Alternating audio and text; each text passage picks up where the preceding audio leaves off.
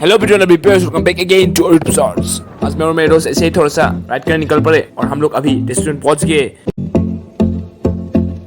अभी हम लोग देख सकते कि हम लोग फ्राइड मोमो ऑर्डर दिए।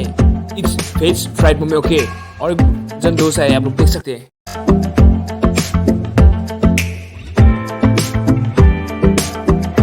वाओ, मोमो खा के मजा आ गया। It's very tasty. Wow man, so beautiful.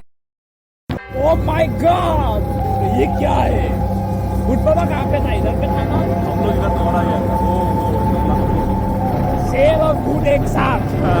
हम लोग भी तो आए, एक खुद एक शेर है। अभी जगह में आ रहा हूँ।